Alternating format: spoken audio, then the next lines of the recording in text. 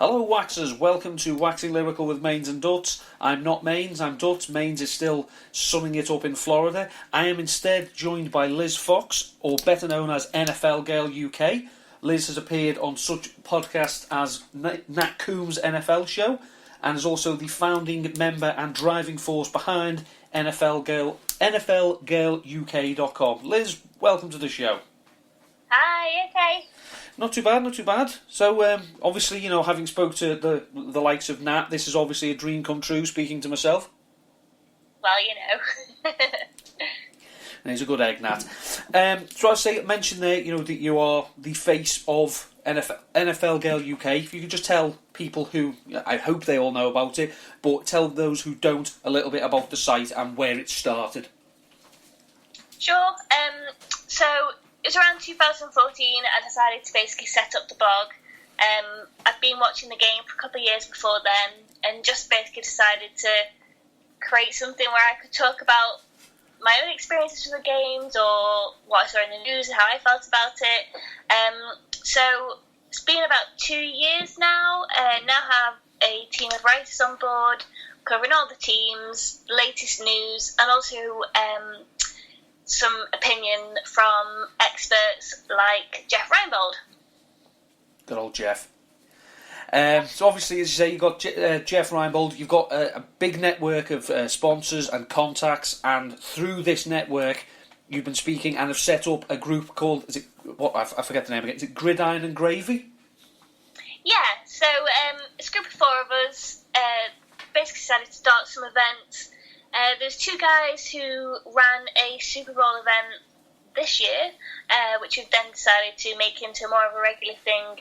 So it's organised all through a group called Gridiron and Gravy. We have our first event on the 3rd of September in Manchester. And where will that be? What's the venue? It's at a great place called Pie and Ale in the Northern Quarter.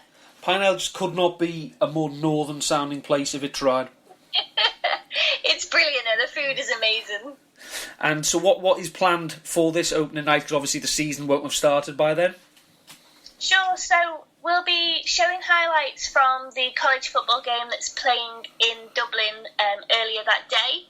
We'll be having Madden tournaments and a couple of games like beer pong, and also going to have a bit of a fantasy football live draft as well. So more than anything, it's a chance for people to get together, talk about the NFL, make new friends, and yeah, it should be a really good event.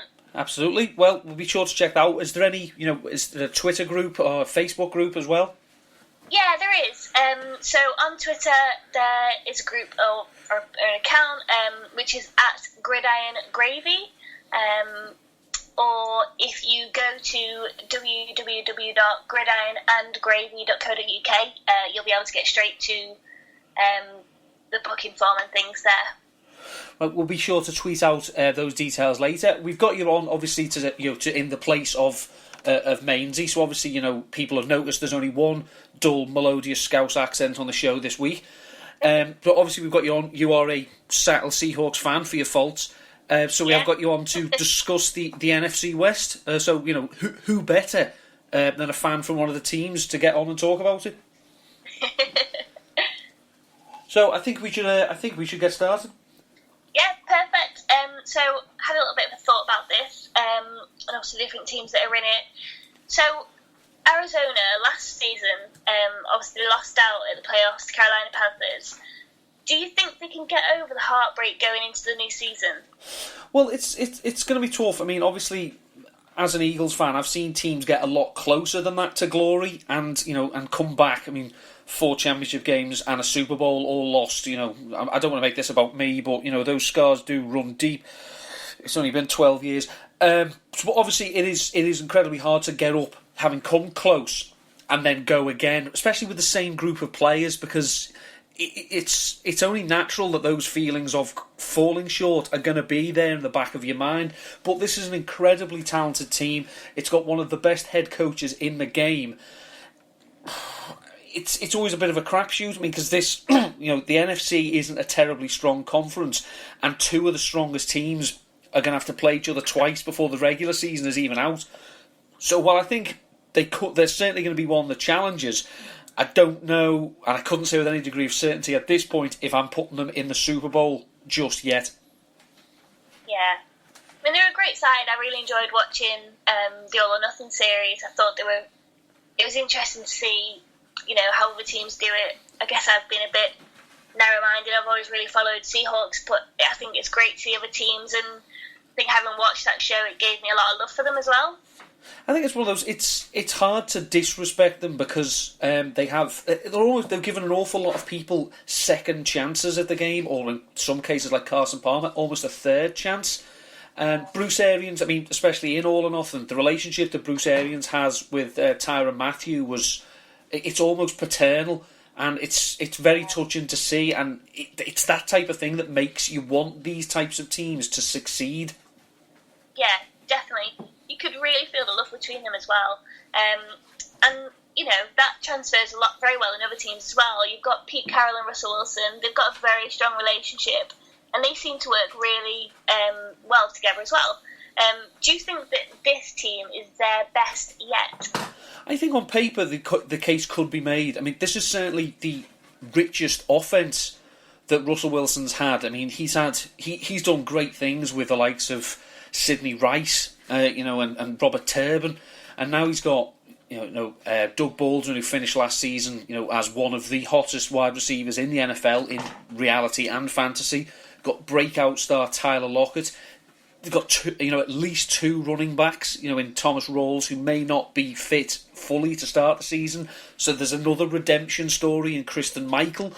They do just seem to be loaded on offense, and that's not even mentioning, they gave up a first round draft pick last year for Jimmy Graham, and it's almost at this stage he's almost an afterthought. So on offense, I think if the mood takes them, they could score points against any team. And defensively, we know what the Seahawks are.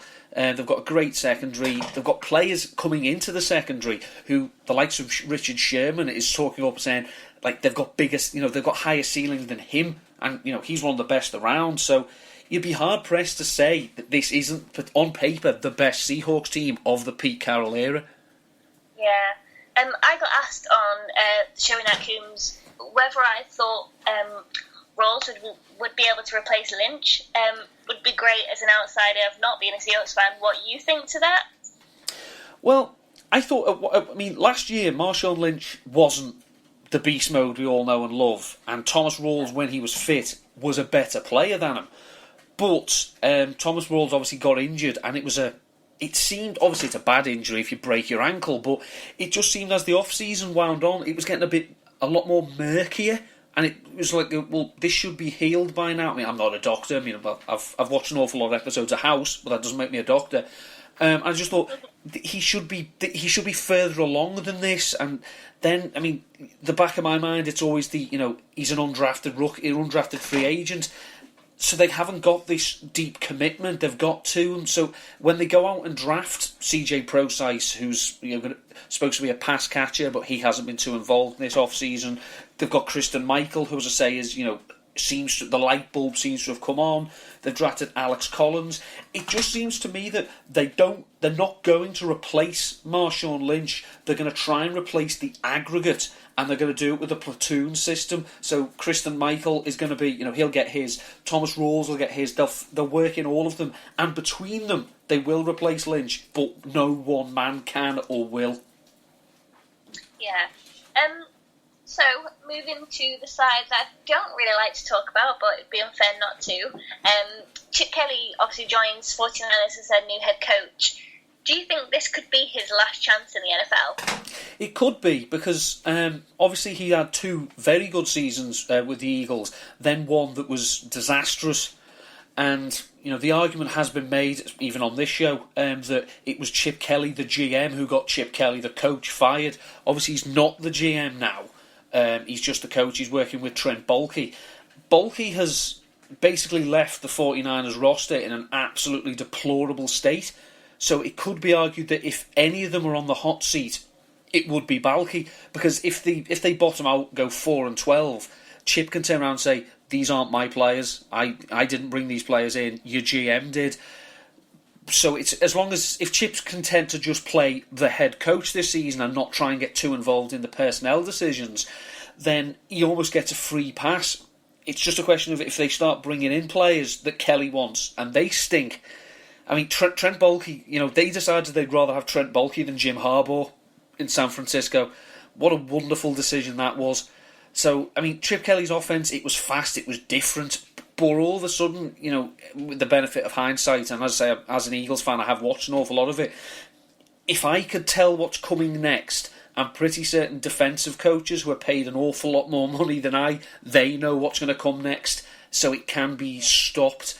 And it's just such a talent-deprived roster. It would be harsh to fire him after one season. We're assuming they're going to be awful because it's a fairly safe assumption, but I don't think he's on a very long leash. I don't think he's long for the NFL. But to be fair, if he got fired by the NFL, by the 49ers, he'd find a new college team within 5-6 minutes. I don't know. Yeah. And how do you think things are going to go for Kaepernick? Colin Kaepernick is, for me, it was when he first came onto the scene, I always thought he was an athlete playing quarterback. He was not an athletic quarterback. Yes, I mean he's so big, he's tall, he runs like a gazelle, he's got a rocket for an arm. Unfortunately, just because you can throw it 70 yards, that doesn't mean you can throw it to someone 70 yards.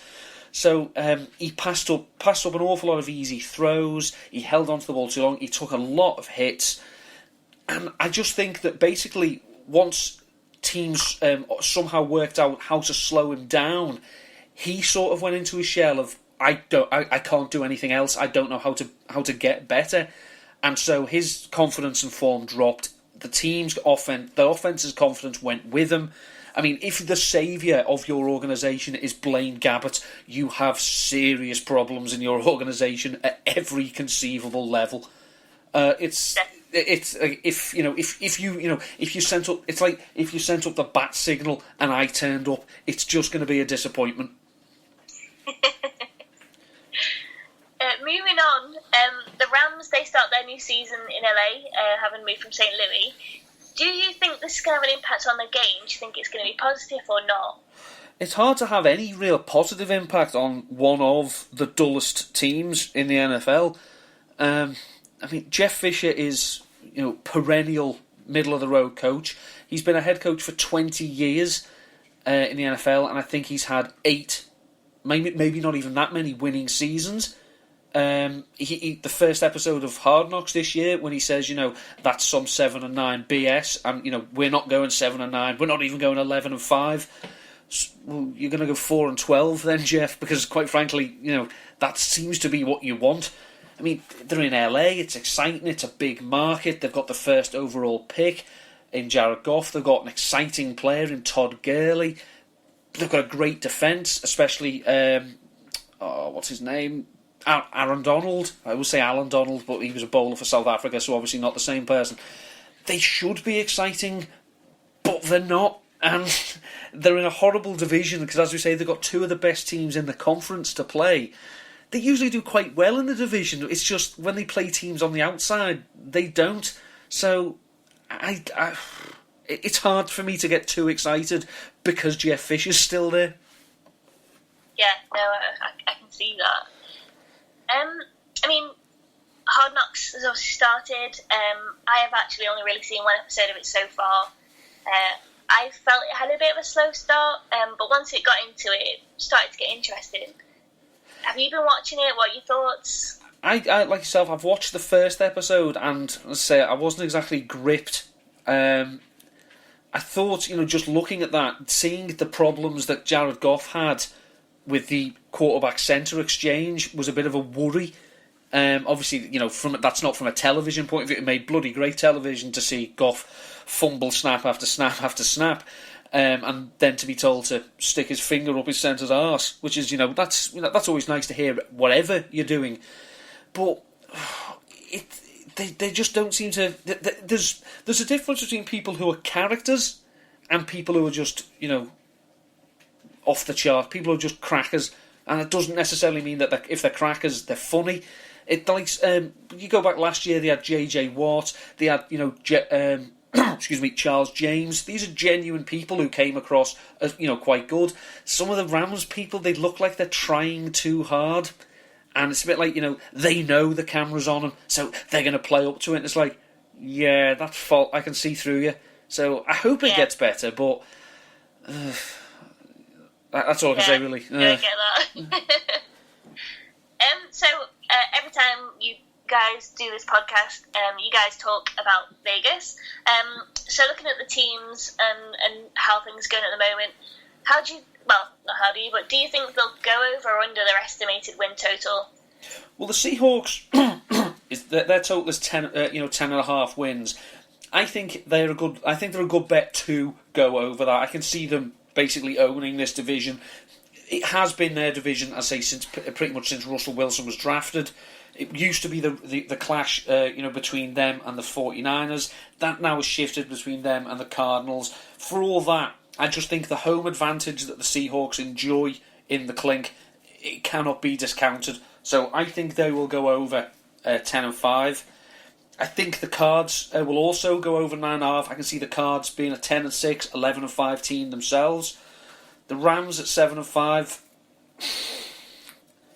That's a tough number because obviously they are a 7-9. That's their mantra. That is what they set out to do. They want to be 7-9. Yeah. So that's a tough one for me. I would personally lean towards the under, just because I think if you draft a quarterback first overall and then 2 weeks out from the season, you're still talking about starting Case Keenum over him. I think you've made mistakes.